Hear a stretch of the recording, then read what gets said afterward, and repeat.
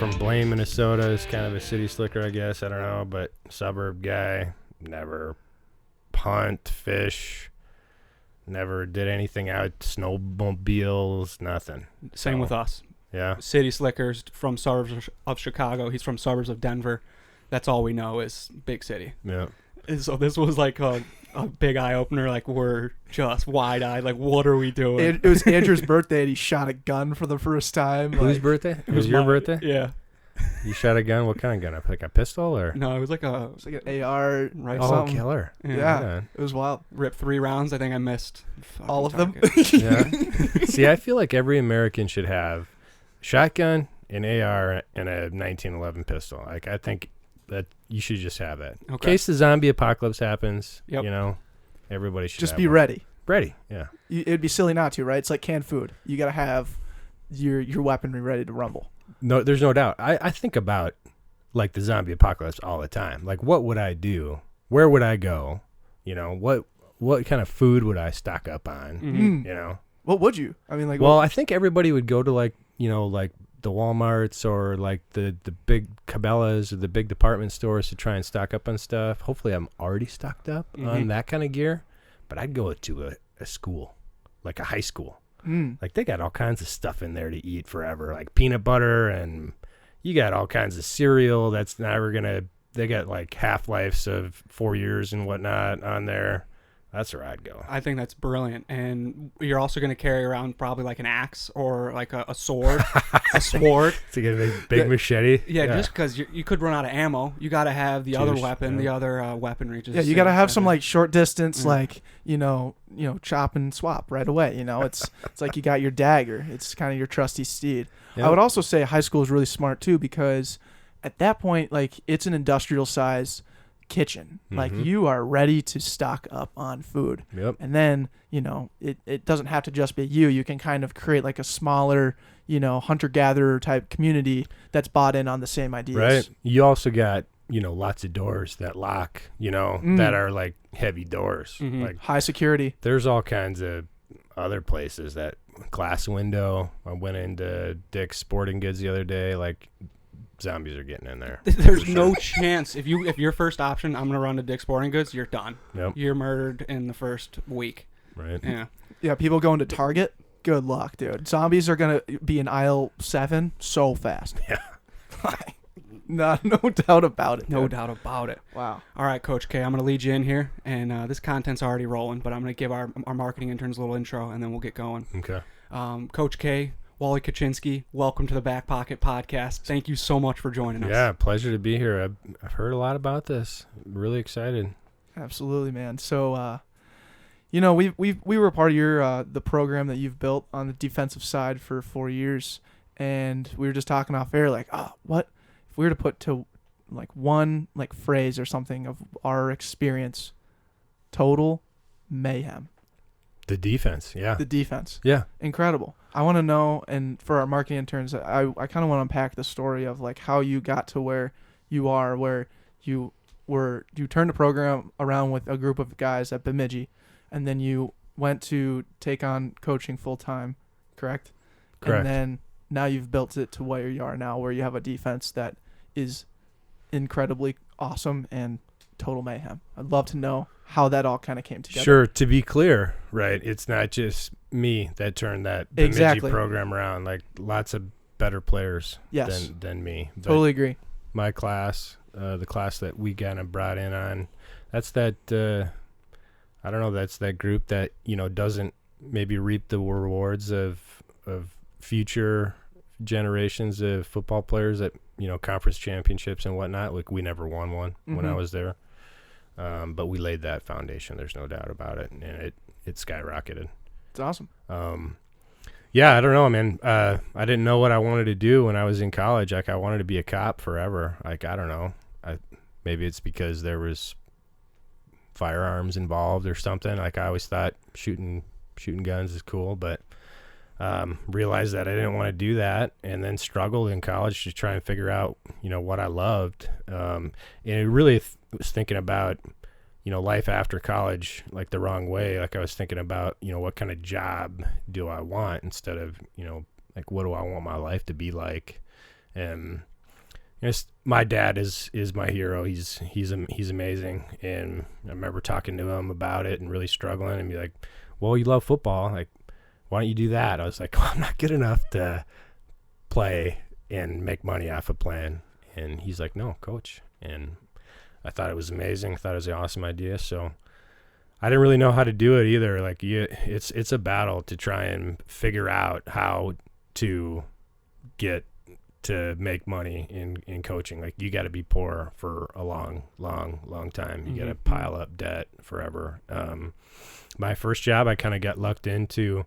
I went on this interview. I really know it was an interview at the time, but I went on this interview at a local school here, local scholarship school around here, and went to, where did we go? We went to Jimmy John's. Had Jimmy John's subs or whatever. I had a pretty cool conversation, and the guy's like, well, do you want this thing or what? And I was like, I don't know. I got to think about it. And the guy that I know that kind of got my foot in the door is like, these are really hard to get. Like, these graduate assistant jobs are hard to get. I was like, okay, I'm in. I'll take it.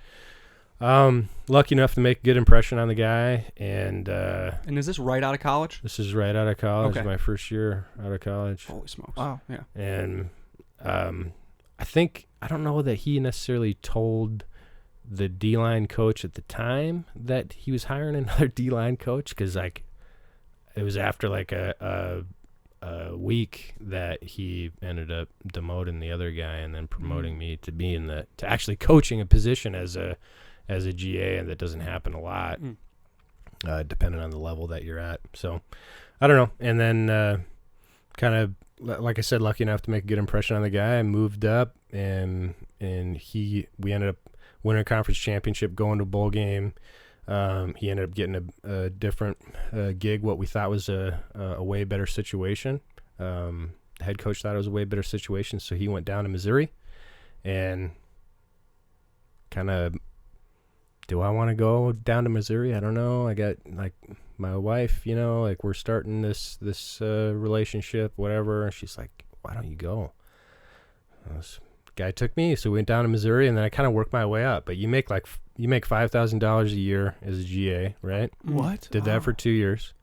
Then they moved me up to like adjunct, which is down in Missouri now, which is basically you make nothing and you work full time, right? So I made $10,000 a year for 2 years, and then they created a full time position for me down there as a strength coach. Down there, my first full-time gig was $23,500, so I did that for, I don't know, like 3 or 4 years, and then are they giving you living arrangements? No, you gotta figure all Holy that shit. out. So I mean, I don't know, a lot of people have it a lot worse, but it was really a battle trying to find ways to make ends meet and whatnot. But did that for a couple years, and then coordinator position opened up. I applied for it and thought I did a good job. Interviewed for it, did a good job, and then they ended up hiring this guy from North Dakota, Josh Kodal, like he total dude, total stud. And I was real pissed about it because I didn't get it. I thought I was ready. Realized that I was not even close to being ready to coordinate. But that's where I started learning this style of 3-4. Basically, 2001 North Dakota National Championship team, Bubba Schweigert, Dale Lennon, Tim Tibesar, defense. It's a lot of pressure, a lot of fun checks and stuff out of it. So I fell in love with it. I'm glad that this guy got the gig. He ended up leaving after a year to go to Kansas State, and they promoted me right away, and we weren't very good. Like I did not do a good job. Of course, I tried to put way too much in, like way too much, way too early, and probably confused guys. But you absorbed what he was doing and tried to do similar traits. It wasn't like you were flipping the defense on its head, correct? You were just adding more to it. Yeah, I was trying to add some what I thought was good thoughts. I always want to put too much in. I always want to put way too much in. Mm-hmm. There's only so much like I can know it like the back of my hand, but the boys don't know it, then whatever, it doesn't work, So realized real quick that you gotta cut down on all that kind of content. And then my wife and I were looking at starting a family, getting back closer to home. I was always around grandpa and grandma growing up. Wife was always around grandpa and grandma growing up. I thought, we wanted our kids to be around that kind of deal. And my dad actually emailed the opening at St. Thomas, and having a real bad day at work, not liking where I was, and I wrote an email to Coach Caruso, the head coach at St. Thomas now, and I was like, do I send? I was like, close my eyes and push send, and called me like an hour later, had a phenomenal conversation, talked about life, talked about, being a man, talking about, mentoring men, talking about just all kinds of stuff that wasn't football stuff, quality of life, that kind of stuff. And, kind of convinced me to come on an interview, and went on the interview, and it was just, it was the people at St. Thomas are awesome. That's the reason why people choose this place. Like, the people there are amazing. Everybody that I met was amazing. So ended up saying yes, and actually Coach told me I was going to say yes. Like he was Sounds like him. you're going to drive halfway down to Missouri, and halfway down you're going to call me up and say that you're in. And it was like an hour. It's like a 7-hour drive, so halfway is what, like 3.5 hours? Yeah, whatever. correct. Hour 1. So it was like an hour, and I called him up. I'm in. So That's I don't know. It's like it started off kind of the way that our style is totally unique. Our style is absolute total mayhem. It's guys pre-snap, post-snap movement, guys moving all over the place, blitzing from all different kinds of angles, totally nasty. But it didn't start out that way. It was started out as kind of small and just kind of added, and now is interesting. Mm-hmm. You were part of Coach Caruso year 1, correct? Yep. So yep. you started the same year? 2008. Yep. really. Wow. So he got hired, I think it was in January, late December, January, and I got hired in February. Gotcha. So, And that's another challenge where you were able probably to take away a little bit from Bemidji and what you were doing down in Missouri of realizing a program not doing super well, and you got to realize the core values you got to instill early to have that longevity of a successful program. yeah, there's a lot of, really good leadership qualities that you develop over time through that exact, statement that you're saying. I looked at the cupboards, and they were not bare. There was talent. Like, I'm coming from scholarship program, and I'm watching some video of some of these guys, size, heights, weights, names, even some guys that I recruited, when I was down in Missouri from Minnesota, and talent. There was a lot of talent there. So, like, right away I was like, well, I can't believe they were 2-8 last year. Like, that's not even something that I think could ever happen ever again. Like that, there's no way that should ever happen. So it was easy in that respect. Gotcha. It's amazing. So then it's cool to look at it now and say, like, wow, look at what you built, but not a lot of people really focus on that. The dog days of showing up in February of 2008, having not close to what you have even now. Yeah. So what was that like back then when you show up to St. Thomas on campus for that first day and even that first season? Well, how was that whole experience? Right. Like, you're trying to convince recruits that, 2-8, hey, we're going to be, excuse me, we're going to end up being phenomenal, competing for national championships. And they're like, what do you mean? You guys are 2-8 last year. Like, that's not an easy sell there, No, not at all. Yeah, and I realized really quickly how you guys continued to make sure that the future recruiting classes understood that, because we didn't. I came into a program that had been to a national championship, and that was extremely successful, and I did not know what it was like to be 2-8, and I think that was one of the awesome qualities that you guys continue to uphold is the legacy. Yeah, that aspect. legacy. Mm-hmm. Excuse me, totally. That legacy is something that Coach does a really good job. Coach Caruso, head coach, does a really good job of continuing to value the if I the people that have come before us, you know, like if I can see far, it's because I've stood on the shoulders of giants. Like there's a reason why we are who we are now, and it's because of those guys that put in that hard work with limited success early. But it jumped quick. Like it was 7-3, 11-2, 12-1, 13-1, 14-1. All of a sudden we're in a national championship game. I was kind of like, what? Wow, like this is fast. What's next? Yeah. You know? How did you see your defensive coordinating grow with the competition and the competitiveness that you guys were playing at? I think it's like we always had really, really talented players. Like, I ain't trying to take away from any of the guys that we had, because there was really, really, every year that I've been there, there's been a lot of talent. So, yeah. And they want to work. You know, the kids that we get a chance to work with want to work hard. But I think you hire good coaches that care. You hire good coaches that build good relationship with their players, that trust.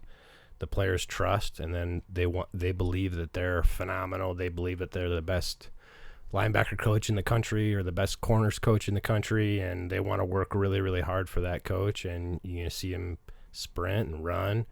But we were real basic even then, the earlier years. You know, defense is so much harder than offense, and you have no idea.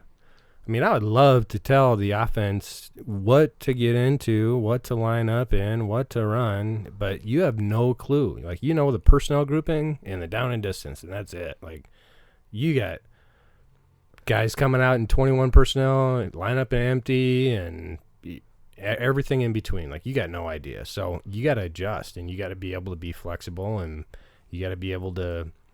A lot of people defend. I can't stand that word. I hate the word hate, but I can't stand the defend. You know, like everybody's saying, we defend this formation really well, or we defend this play really well, or this personnel grouping really well. Like, I can't stand that. Like, we don't defend anyone. We attack you. We make you defend us. Like, we're coming after you, and it's hard when you're an offensive lineman, when you're a quarterback, coordinator up in the box, when a team is totally coming after you all the time and attacking you. It makes you kind of get on your heels, and now you're playing defense a little bit. I think that's awesome, you know. And that was coming from every position, which I thought was the most unique aspect. Coming from, I mean, granted, D linemen can attack every play, but as a secondary position, we were attacking. Whether we expected the ball to be out in 1.7 seconds when we're running red, and I know I can just hand fight the guy and just have low hip, and if he throws the ball high and wide, it's going to be inaccurate because we're hitting the quarterback. Like, we were attacking from all cylinders, and we knew what everyone was doing. It was one of the most fulfilling things to be a part of that defense. And going from my freshman year, trying to learn everything at camp from Panther and and I can't even remember half the names because there were so many packages, to what we did our sophomore year of just running red and black and then throwing a little bit of white and blue. It flipped everything in my head, and I wasn't even a guy that was on the field, and I could just see everything else clicking everywhere, from the outside linebacker position to what Isaac and Bennett were doing in the backfield with Trace, and I was just like, this is working. I'm so happy that I'm a part of this change, and it was in the mindset that you just in the trust that you built in our program, from understanding to do the little things. I can go on and on about it. I was so rewarded every day going to practice and running that defense. Yeah. Killer. That's awesome. I mean, what you're talking about is when it flipped from 2014 to what we do now. 2014 was still very basey, you know, just like safe almost. Like, I can't stand that. But 2015 is when, you know, it really turned into that complete total mayhem that we're talking about. And it's suffocating, absolutely suffocating. It doesn't matter from your perspective, from a coverage perspective, like the techniques that we ask those boys to do is tight. It's suffocating, you know, when your corners are pressing and the safeties are playing low and you're bringing pressure and the pressure's getting to the quarterback and he's got nowhere to throw the ball. And yeah. Well, I also love what you did with like your personnel change, where when we came in as freshmen, we had, like a Ryan Williams or a Tom LaVenture, big dudes. Like these Right. guys were massive. Tom LaVenture's biceps, for the people listening, are the biggest biceps you'll ever see in the world. It's like Schwarzenegger. It's like Schwarzenegger. It's uncomparable. It's amazing. But those were the guys that were at outside linebacker. And then we come back for that spring ball, and you have guys that are freaks of nature that were playing safety that are now just at the outside linebacker position, putting some fierce pressure and thundering the quarterback. You get guys that can run. Like a lot of people, I don't know. Like I watch more football than anybody that you've ever met. Like I'm always watching something. Like YouTube is awesome now. Like I got all kinds of different ways to watch video with different services and whatnot. But I get on YouTube just as much as anything and watch all kinds of games. And everybody is so big. They're so big. Like I don't understand how. And they can't run. Like they can't move. Like everybody wants like this cookie cutter height and weight. And if they can't move, like defense, especially the way offenses are playing now, you're talking every square inch of the football field, you got to try and defend, and you got to have guys that can run to do that. Mm-hmm. So to your point, you move linebackers to D-line, you move safeties to linebacker, and try and take as best athletes you can and put them at DB to cover, and guys that can run. 180-pound, 175-pound linebacker. Like, really? Like, in playing a national championship game. Yeah. Jesse Addo, I think, was like 175, 180. Yeah. The whole time that he was there. Mm-hmm. But he could run fast. Yeah, and Alex Stevenson and Dylan Andrews, same thing. Yep. Same body frame. Yep. Just wicked fast and got the quick start, and were smart, and you could trust them. Yep. Man. And then you even have like the freak athletes. Like one of my favorite things about St. Thomas defense is like 11 jerseys on the ball when the play's over, and it's those D linemen that are like really good like runners and like fast, like a Ryan Winter and even like a Yoakum who's just like a freak of nature but still moves incredibly well. Like these are all people that are like freaks of nature in their own sense, and it's everybody that's got their own little thing that they're great at. I ain't trying to take anything away from the personnel, because those guys guys could run, and they're strong and they're big and whatever. But I think we paralyze defense, just coaches in general, paralyze people with a lot of different fits, a lot of different things that they have to do, and now all of a sudden they can't play clear-minded and just sprint. Like when you totally flip it and you make it simpler. To Andrew's point, you make this whole thing simpler, right? And now it's either this or this. You have one key. This guy goes this way, you go that way. This guy goes that way, you go this way. Like that's it. Like you just have right or left, and I just have to sprint. Then you get to see those guys sprinting and running that fast, and it looks scary. It's frightening when you have 11 guys sprinting to the football in every single play. How do they know where the ball is going? Every play they know where the ball is going, and they're sprinting there. A lot of people like feel their way, through their fit. I can't stand that. Don't feel your way. No off switch. No off switch. And no cruise button. No cruise button. And that's something I want to tap into. We've talked about St. Thomas football. I want to tap into you, Coach K. And we just talked about how you you kept our minds clear on the field with responsibilities. I'm curious from your end, what were you doing from your perspective as a defensive coordinator? Keep your mind clear and have that understanding of what's next and what's coming. Sure. Like from a schematic standpoint, you're saying? Personal, too. Personal, rather from a personal perspective. Well, I'm going to a grad party later today, right? So graduation party. Minnesota is, I don't know if it's like that in Illinois or Colorado, but grad parties for high school are a big deal, right? Yeah. You're getting old when your best friend's kids are graduating high school, right? So I don't know. I remember like crashing grad parties, right? I don't know if they did that in Colorado or Illinois, but I crashed all kinds of grad parties when I was younger. Like you find whoever has the TV in the garage, like that's the red flag. They got the TV in the garage. They're going to have beer. You go crash that one, and you're going to get free food, free beer, whatever. Great night. It's the best season of the year. You just go and find that loose connection that like, oh yeah, I talked to that person in high school. Like if I show up, it's not going to be a question. And then you just make sure there's like a good 30, a good 40 people there, and you'll fit right in. Well, I'm talking more like find a neighborhood and you don't know anybody there. Like we just went into a neighborhood. That's what my buddies and I would do. Just go into a neighborhood and look around for a garage with a TV, and they're like, all right, that's a dead giveaway. Let's go to that one. No way. And they were always awesome. They were always great. Like, Always down for it. Who are you? I don't know. I was Jeff's buddy from wherever. Yeah, from down the road. That's usually where it starts, you know, in the garage for me. Like, I'm a garage guy. Like, I live in a townhome now. It's killing me. I don't have a garage. Like, you have a garage, but it's like a one car, and it's got more bikes and kids, Nerf guns and whatever in there now. It's not a garage, you know. It's like a man cave garage. Like that's where it starts for me. I don't know. Like that's where I get it. A lot of my, I don't know if you call it inspiration or whatnot. My brother's my best friend. Usually hanging out with my brother in the garage is where, like you guys hear a lot of these pregame defensive speeches. Yep. And I hope they're good. They're from the heart every time, and that's why great. I love them. I feel like they're good. It's hard because you always got to one-up it. Every week has got to be better, which is like, I don't know how much content a guy has got, right, in his mind to try and make it better. But usually that happens in the garage, hanging out, drinking a couple sodas with your brother, best friend, and you're, I don't know, we're watching a hockey game or you're watching, you know, NASCAR go around and around and around and just talking about life. And that's where a lot of the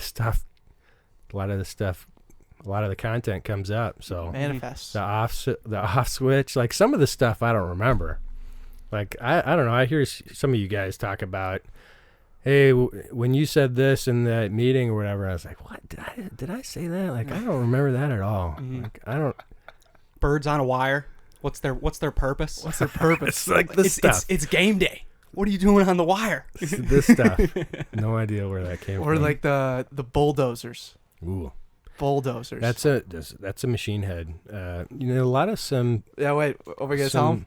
So a lot of the content, you know, that comes from my mind, some really cool machine head lyrics, you know, that is full on bulldozer crushes, right? How about and that's part of the dojo is the heavy metal music. Ooh. Yep, let's tap into love that. Does that from the earliest stages, the love for heavy metal? Yeah, you know, I went through a period of time in college where I tried to get into like hip hop or whatever, and it's probably because my buddies in college were into it, and man, I just can't do it. Like, there's some '90s hip hop that I can get into, some NWA, Public Enemy, but I don't know. I can't stand. Like, it's all about, you know, your diamonds and your cars and your girls, and like there's no content to that to me. Okay, but the heavy metal has always got content. Like, there's always lyrics that mean something, and yes, so the beats, the guitar, the fastness of the way it's pace, playing, that double bass on the drum. Gets the hairs on the back of your neck standing up a little bit. Your hands start shaking a little bit. Totally calms me down.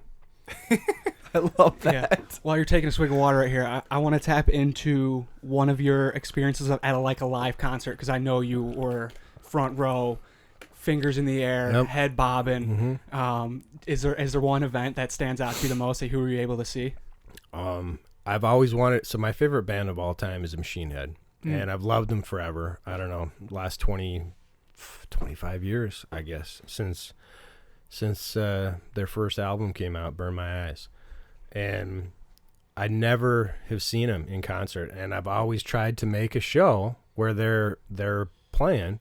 And for whatever reason, something crazy happens. The singer comes down with some type of nasty throat infection, which is a cold or something like that, right? And he can't perform, or the bus broke down, or it's like, I don't know, probably like 6 or 7 times, nothing. So I finally did. I got a chance to see him this past October, And it was awesome. It was amazing. It couldn't have been better. But I don't know. I've been to some really cool festivals with Motley Crue. I've seen Motley Crue. Mm-hmm. Total badass. I mean, it's a Nikki blast. Sixx. It's a blast. Yeah, Motley Crue's. That's kind of where I don't know started. It pains me to say that it started with Metallica for me because man, they totally flipped and. Now, like, I don't know if there's copyright infringement and whatever with me saying this, but totally sold out now. And You it's can all say it. about You're the good. money. Yeah, no, you can go on on this podcast and say Right. Yeah. Copyright infringed. Yeah. No, that's not copyright infringement No. at all. But I mean, personally, I was a huge Metallica fan. Mm-hmm. Like Kill 'Em All, phenomenal, Ooh, right? that's a good one. Motor Breath. Motor Great Breath. song. But then I think, did you ever watch their documentary? No. Okay, so they did a documentary on the making of Saint Anger, Mm-hmm. and I mean, I'll go on this podcast as well and say it, garbage album, Mm-hmm. not very good. But they did a documentary on it and like did all the BTS of like how the band just pretty much fell apart making this documentary or making the documentary and the album, and then ever since then, I mean, it's just been kind of this wishy-washy, we're Metallica still, but not really, Yeah. and it's kind of sad to be honest. But like It's Ride when the they- Lightning, Kill 'Em All, Ooh, I'll go back and right listen on. to that Master all the Puppets. time. Master Yeah. Puppets, absolutely. Garage Days Inc. was pretty cool too. It was. but, Enter Sandman was on there. But since they cut their hair, like I don't know, it's like Yeah, that something might you be cut it. your hair or Mhm. whatever, and then it just ended up being soft after that. But Yeah. there was Motley Crue I've seen, yes, awesome. But there was this sweet rock festival 2 years ago, Rockfest in Cadott, Wisconsin. Never been there before. Oh my God, it was amazing. There was like every band that should be there. Machine Head wasn't there, but every band that I wanted to see was there. Slayer was there. Lamb of God was there. Avenged Sevenfold was there. Volbeat was there. The list went on and on. It was amazing. That's phenomenal. That's the one. I mean, the festivals that bring those bands together are by far the ones that are superior in the middle of nowhere, Wisconsin. Right? Oh yeah, that's the crowd that you want there. That's what they call value. Value. That's what they call value. Absolutely. So the heavy metal has been part of your dojo and kind of part of what you've been incorporating into the St. Thomas defense. I'm curious on any other things that you use as like your fuel source as you as a person and kind of like unfolds from there Yeah, on. I mean, for me, it's like life. Like, I got a couple of things, for sure that I'm not willing to budge on, and one of them is, don't ever apologize for who you are. Like, there's only one you, and I may not rub a lot of people the right way, but I mean that's me, and I'm always going to be me. So it's like, for me, it's just life. Like, I look at parenting my kids the same way as I look at going to work and talking to our football players the same exact way. It's like there's just a certain way that life works. Like, I tell my kids all the time, like, you can't just do whatever you want in this world. Like, there's a lot of people out there that think that they can just do whatever they want, and you can't. Like, there's rules in this world, right? Like, my kids would go play on the berm in the back of Grandma and Grandpa's house, right? So the berm, right, is it's basically a mound, like a hill, Mound of right? dirt, yeah. It's a mound of dirt with mulch on it, whatever. There's a bunch of mulch on this thing, right? And there's this massive berm in the backyard. And the kids love playing on it. They want to go up there and run around on this berm. And Grandpa and Grandma don't care. They're like, I don't care if the boys go play on the berm. And I said, no, get off the mulch. Oh, Grandpa, it's okay if they want to play on there. It's like, okay, no, I don't really care if the boys play on this berm or not. I don't. I don't. But they need to listen to people of authority. Like, some point in their life, they're going to have a boss that's going to say, get down off the mulch, man, and you're going to have to do it. You can't just, my sister said it was okay. Like, no, you got to do stuff in this world. I freaking love that. And there are those rules, and at the same time, like you said, you gotta operate within the confines of those rules from time to time, but you can just be yourself, right? Yep. Just live in this life, and take take kind of those punches in the face sometimes, right? Like you were talking about, moving down to Missouri and getting paid $5,000 a year. Like I'm not a math guy, or kind of a math guy, but it's tough. Like those are things that are those punches in the mouth that you kind of just take, and you kind of accept that rule, knowing that you can triple down on something like that forward on, and trying to instill that in your kids is freaking awesome. Yeah, as long as you believe in it. No doubt. You got to believe in it. Yep, you believe in it for sure.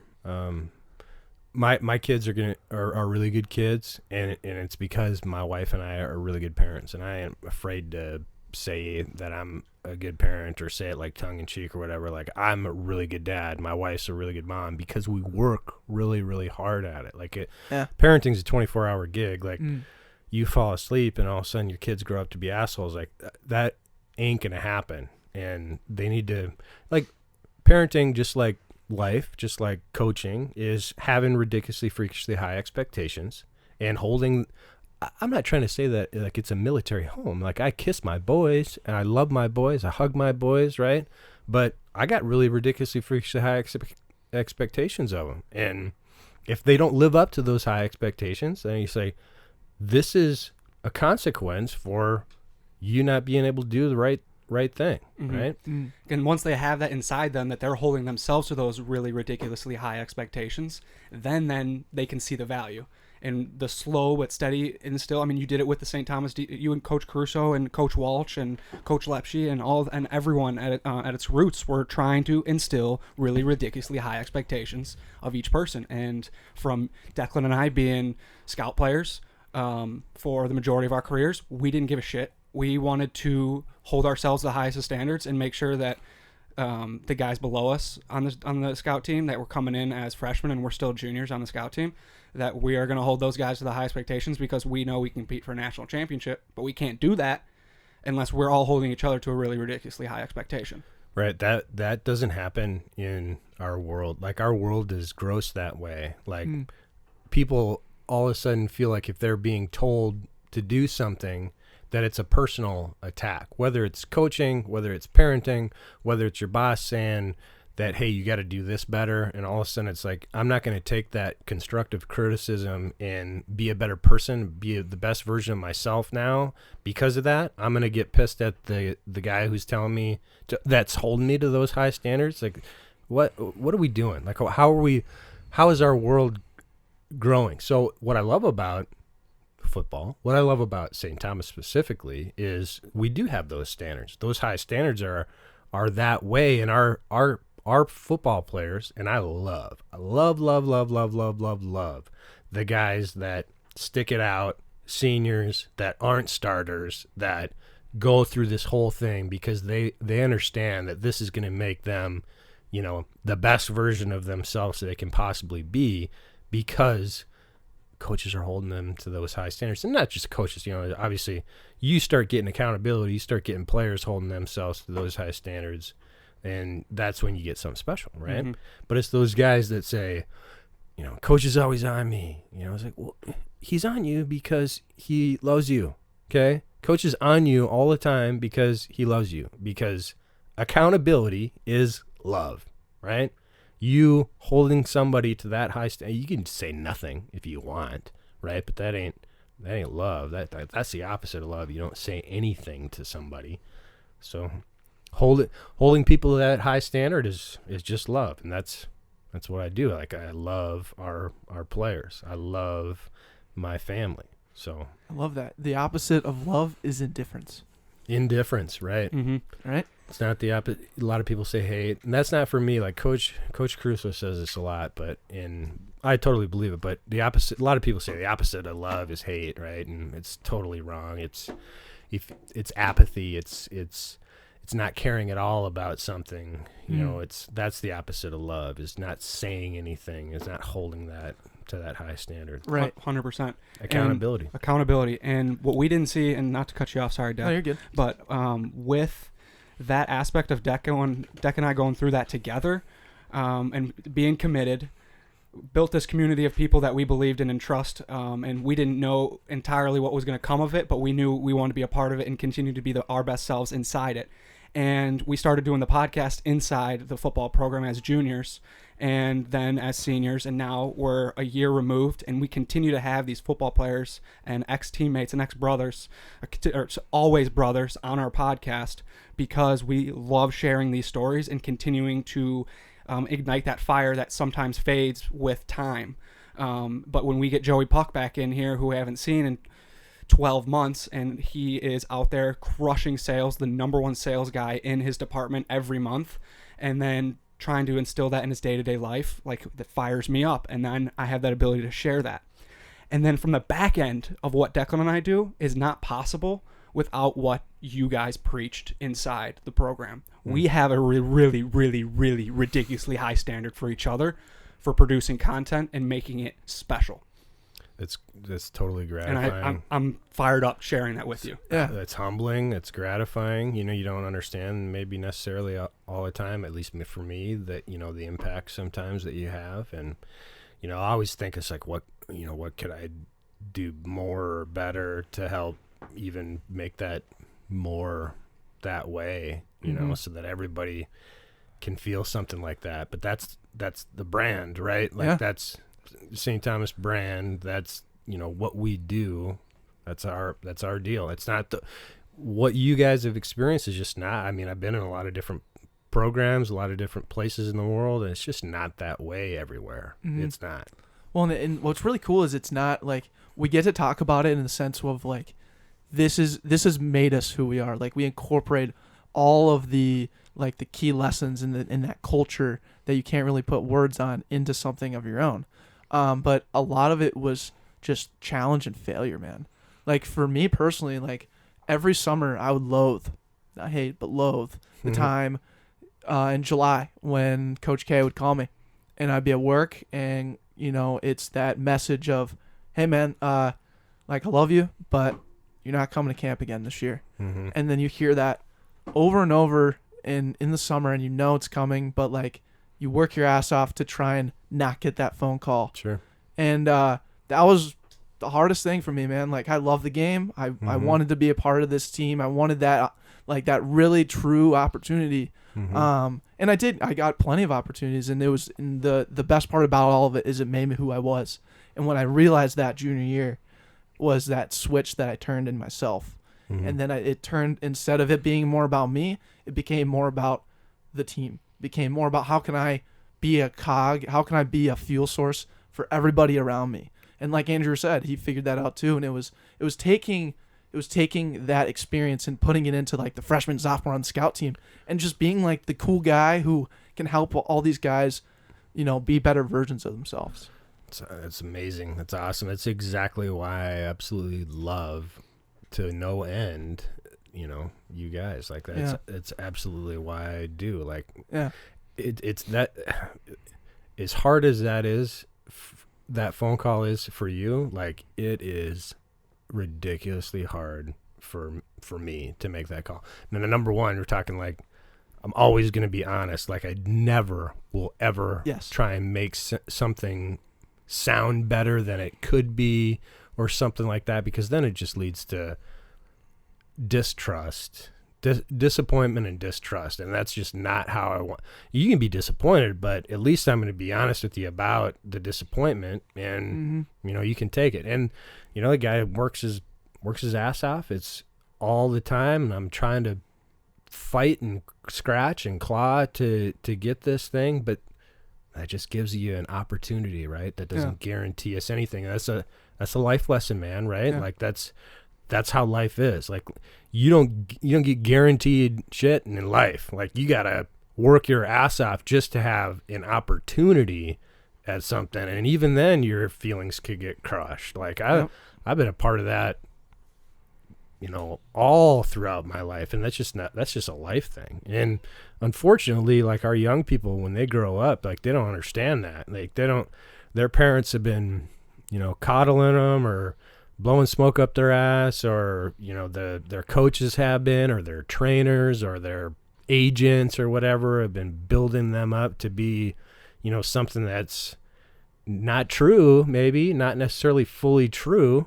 And then all of a sudden the disappointment comes when they don't get something, and they just go down this nasty dark rabbit hole, right? Yeah. And that's Absolutely. not the way it should be, right? Because hopefully we're preparing our young people for life. For the hardship of life. Yeah. And instilling those core values in every aspect is it's a challenge on every day, and we embrace that challenge and we love that challenge. Yeah. Well, and I just wanted to, touch back on that because you've had like that kind of impact on me just from those like phone calls, but also just like as that kind of guidance figure in my life, honestly. And like it wasn't like you and I were like the best buds, like hugging on the field and shit all the time, and we didn't have like that kind of relationship, but just the relationship of what you've helped me do has escalated my whole life, man. I'm telling you. And so what I did, I created something my senior year for myself. Like this was what I did, and this is what I listened to, and I want to play that for you because I think you're gonna think it's fucking awesome. So you ready for this shit? I'm ready. Okay. Outside of ourselves.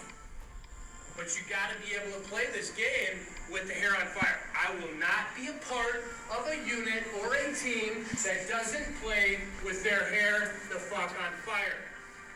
It doesn't mean that you're not going to make a mistake. That's going to be a given. You're going to make a mistake. I'll tell you that right now. It's not going to be the first obstacle that you face. It's certainly not going to be the last. Obstacles are an every single day thing. Oh shit, my bad. 1 sec. You jacked the moment up. Yeah, it's coming. Play with their hair. That's going to be a given. You're going to make a mistake. I'll tell you that right now. It's not going to be the first obstacle that you face. It's certainly not going to be the last. Obstacles are an every single day thing. I have all kinds of more experience than you do, and I go through obstacles every fucking day. Every single day, I got a bunch of obstacles that I got to go through. Every single day. And it's like, find a way to battle through this obstacle and get through this obstacle, and boom, there's another one facing me right in the face. I don't know, I may be a little bit different than you, but you need to find a way to unlock the key to get through the obstacle. I totally get the fact that you're not me. I know that. I know I'm a little bit different, but it's like, for me, 1,000,000 miles an hour through the obstacle is the way. I need to be able to push and run through that fucker as fast as possible. It's like, for me, strike another day. The obstacle is the way. Unleash the fury. Unlock an uprising. Let's go start a riot. Fuck yeah. Hell yeah, man. So like I'm telling you that shit, I listen to every single game after you gave that speech as the first opener of my senior year of my last year of ever playing football. And I listen to that probably once a quarter at least. Like that is part of me, man. How did you get that? You had your phone on, click record. Yeah, and I just kept, a lot, for the most part, I kept it to myself, and I was like, this is something that is just special to me because I realize how finite this game is, and I realize how finite this opportunity is, and I realize how much of an impact you've had on my life. And because of that is why I did what I did. And I kept it in my circle, and did that. Yeah, it's fucking touching. It's awesome. It's really touching. So thank you, Coach K. Thank you, Coach K. Hell yeah, man. Been waiting a long time to show you that, man. It's amazing. Mm-hmm. Now flipping to it's awesome, and it's perfect time to flip to back pocket core questions. And our first question is based off of your pregame or it was the Tuesday practice. Pre-meeting when you would go through the player sheets and you'd go through the opponents of the caliber level they have, and you would get to some player and you wouldn't see a lot of value that they brought to the team there on the opponents that we're playing, and it'd be like safety average, linebacker wildly average, and we created a segment that we've asked every single guest on our show called "What is your average quality?" and we've taglined our podcast as wildly average guys with an extraordinary passion to have a podcast. And those words right there came from you. Yep. So we finally get to ask you, Coach K, what is your wildly average quality? Wildly average quality. Oh man, I'm gonna tell you right now, like organization. Like my mind doesn't work the way that these high level achievers works. I don't know. Like I've always been horrendous at the organization of stuff. Like what goes on in my mind, is like all different. It's not like a toolbox with these nice, neat compartments of information that you can readily go get. Like it's just a jumbled up mess in there. So like that's unfortunately like my average quality is the organization skills. Like hopefully I can get better at it because it's not good at all. Mm-hmm. At times it's decent, at times it prevails, and other times it's not so good. At the end of the day, it's your average quality. Right. Yeah. Mm-hmm. I feel the same way sometimes when, it's 6:30 in the morning. I work out at 5:30 every day. Good for you. And then you get your cup of coffee in you, and then you just from 7 to 11ish, my mind is just like freaking going, dude. Yep. And Andrew gets the bulk of it. We're texting each other every day. We always got shit going on, so I'm like, Andrew, where's this? Andrew, this is what I'm thinking. Andrew, what do you think about this? Andrew, are you available this time? And Andrew's probably like, I don't know, what from your perspective? Are you just like, what the fuck's wrong with this guy? I gotta answer him, and it's like, all right, he needs him now. I gotta answer him. And it's organization is brutal in every. It's one of the hardest things to just maintain. But that's an average quality of yours. But the next question is something that you carry around in your back pocket when pressure becomes stress and anxiety is rising. Coach K, you grab this out of your back pocket to help you overcome these situations. For me, total, I like feeling my feet on the ground, like grabbing grass with your toes and understanding where I am. When pressure becomes stress and it gets to a point that it's like boiling over and you don't, like, if it's on the field, like none of your play calls are working, like what? Grab the grass with my toes, like obviously my shoes on, right? But right. Grabbing the grass with my toes, like feeling my feet, feeling my legs and everything firmly on the ground. I'm here. This is life. It's not death here. Let's push it away and keep moving. Right on.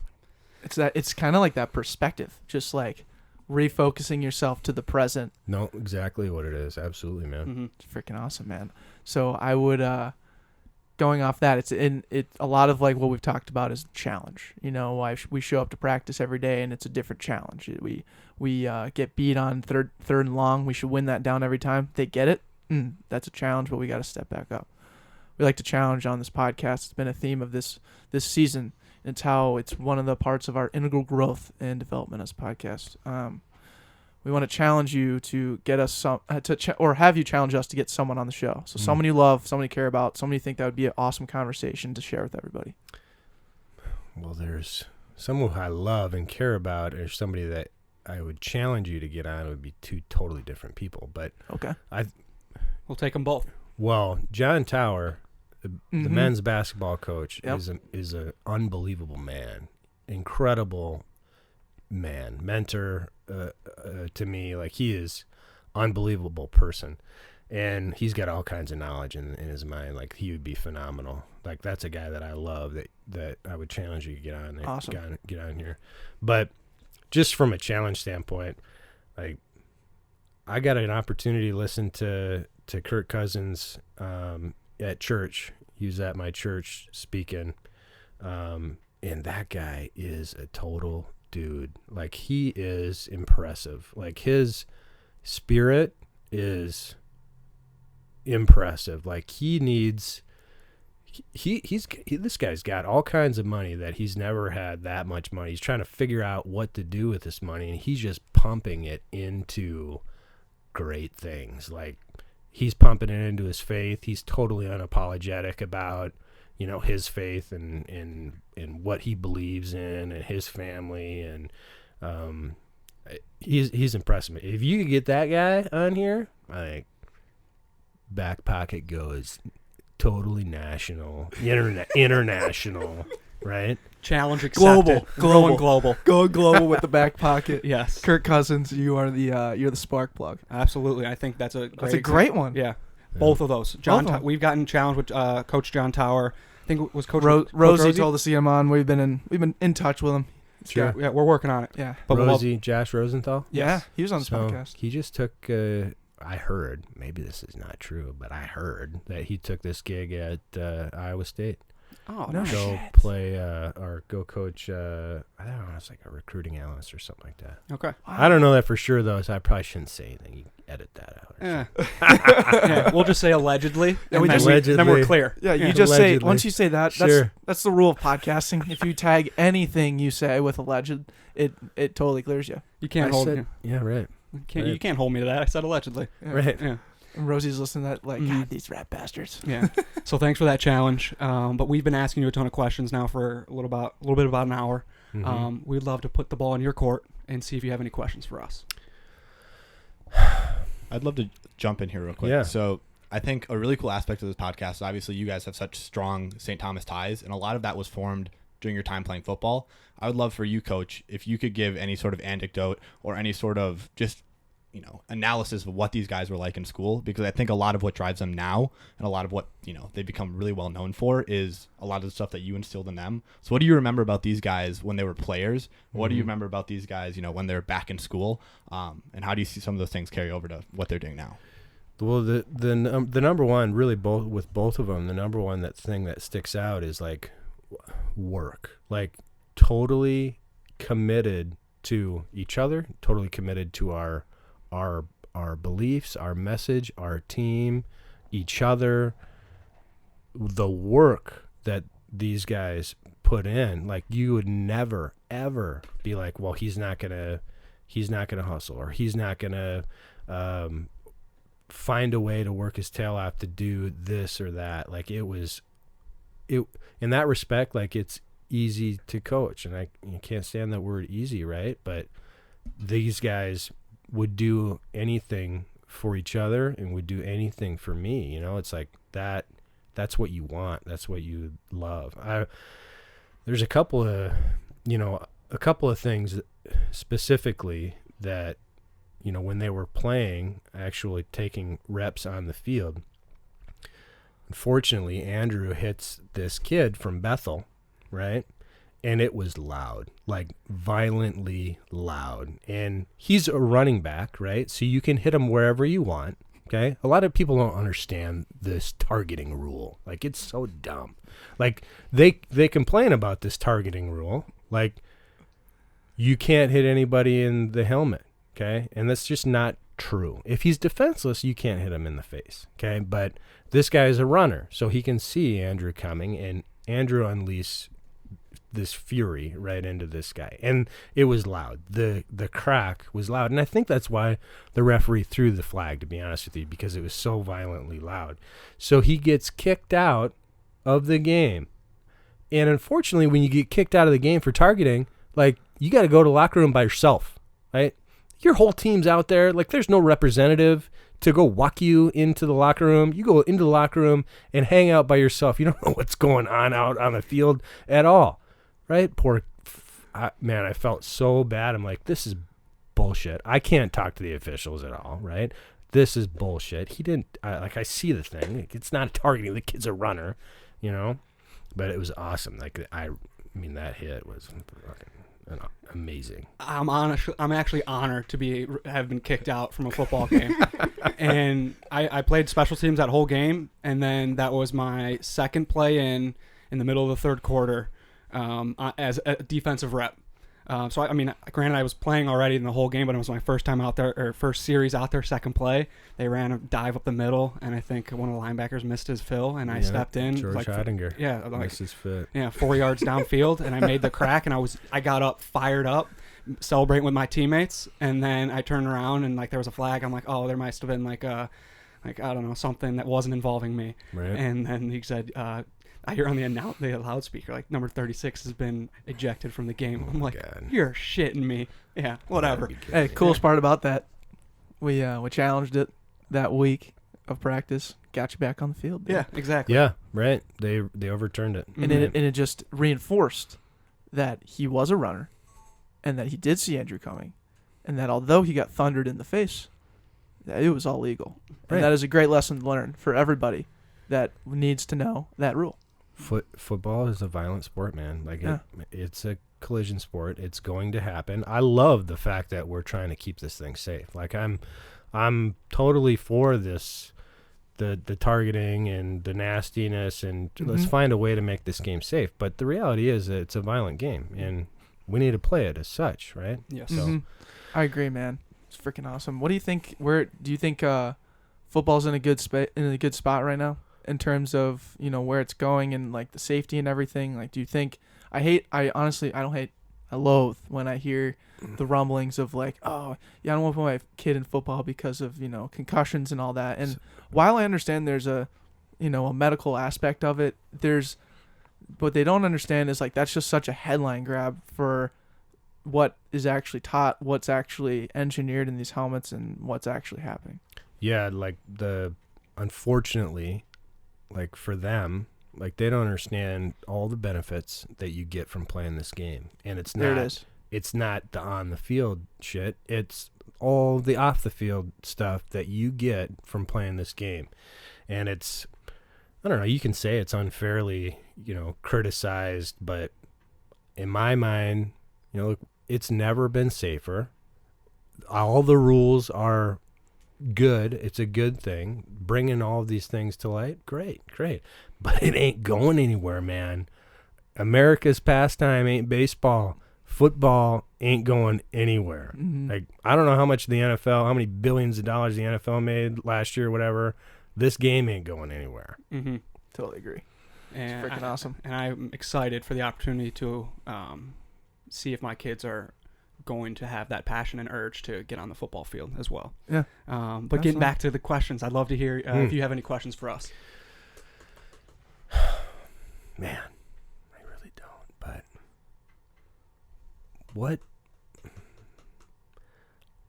Man, I don't. You can maybe ask them what was the biggest takeaway that they had from your coaching. I was kinda kind of what they brought back here. Yeah, sure. I was kind of thinking in that respect, like I love hearing some of these things that I got no idea. Like, right, I had no clue, how much, me talking in front of you guys meant to you, Declan. I had no idea, right? So, I guess my question for you both would be, like, how do you see me in your life adding value? Like, I always want to add more value to guys' lives, and I don't think I do enough. How do you see, what kind of value did I add to your life? You to put it simply, like you just being yourself and being great at what you do was a great blueprint for all of us to enjoy, whether it was you just saying poor and not poor. That's true. Whether it's you talking about birds on wire, like Andrew said, or bike helmets. Kids not wearing bike helmets, like that should be a rule of life. I know you say that. Right. But there are these recurring things that we all bond over, and it's funny and it's awesome. And then we can talk about scheme and total mayhem and total domination, and there's all these different things that you do because you do it because you love it, and we all appreciate that, and we see it. The Woo tape, dude. I can go to my 20 best friends and we can talk about Woo tapes all day. We can all say to each other, let's start a riot, and know exactly what that means. Like, there are all these different little things that we all do with each other that you started, you created, all because you're you. Killer. You did it. I'm feeding off right that. It's those little things that we did as a team from across the board, coaching staff, players. That has been incredible, and just trying to find those little things in my own life that I can find the value in and hold myself to those high standards. And it goes in from like me making sure that I take my back step read when I in red just every single time. Like, this shuffle was this back step going slightly in a 45-degree angle and pushing off the right foot, and I knew I was going to be a better player for that if I did that every single time, and doing that in my fucking bedroom. Those little things to the actual intangibles of what you'd instill, of the courage and the wherewithal that you have to be willing to fail and then say, oh, that's a great opportunity for me to grow. I mean, there's so many things that we could go over, and when you ask, what can I do to continue to provide that value? I'm sitting over here, and what can I do to, now that I'm in a position to give back to you, to give you value? Because you've given so much to Declan and I and so many other players that now I have the intention of, what can I give? And me sharing these things, and I hope and I know that it's going to continue to fuel that source of you doing and being yourself inside the St. Thomas defense. And with a struggling season last year, I wasn't part of the locker room, so I don't know how everything went down.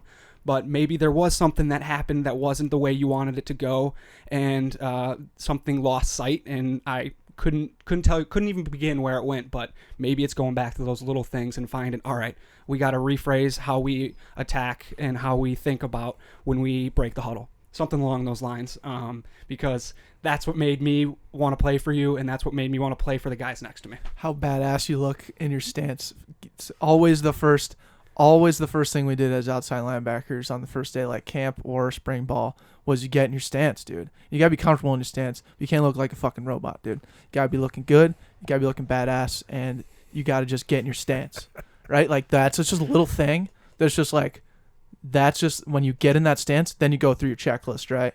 Then you know whether you're going to be splattering, whether you're going to be thundering the fullback, whether you're going to be chop ripping over the top. You know, there's all kinds of different things that are instilled after that point. But what does it start with? It starts with the stance. Mm-hmm. It's just a small thing. Yeah. Right on. Don't give up on the small things. Yeah, don't I give know up, you're not man. going to, but Yeah. those are my things. Yeah. Right on. Well, as much as you guys think that I did for you, it pales into comparison what you guys do for me, man. Like, that's why I do what I do. Mm-hmm. Fuck yeah. Amen. And that Love brings it. us to our final question, Coach K. A simple question. Do you have any other questions? No, I'm good, man. Sweet. Final question. What did you learn today from the moment that you woke up to when we're having this conversation? I did not know. Like, I didn't know how professional this thing was going to be. Like, you guys are good at what you do. And I'm walking up these stairs, and the carpeted stairs that come all the way up is dangerous, okay? They're straight up, okay? And there's all kinds of whatever, like, it doesn't look like, you guys know what you're doing, but holy shit, I am very impressed, boys. You guys do a really good job. Thank you. Thank you, man. We appreciate that. We allegedly have trip and slip insurance for that exact For reason. that exact reason, dude. We've allegedly had people slip down it. We've had allegedly people slip up it. I mean, it's fierce. Yeah. It is fierce. Yeah. And there's not enough we can say about it, to be honest. Yeah, exactly. Yeah, I appreciate the love, man. It is really funny because a lot of the people that come on the show, it's like, not only do they like loosely know about us, but at the same time, this is like their first podcast. Mm-hmm. Meanwhile, they're in a room where guys who have put serious time and effort into building a podcast studio and have put serious and time effort into recording podcasts. We've done like 180 or something of these now. Wow. It's like, Wow. when we bring someone in who doesn't know, it's like we wow them, but it's nature for us. I don't know. Mhm. It's fun. It's Mhm. really, really fun. Awesome. Love it, man. Thank you so much, Coach K. Really Yeah. do appreciate you. Really appreciate you guys.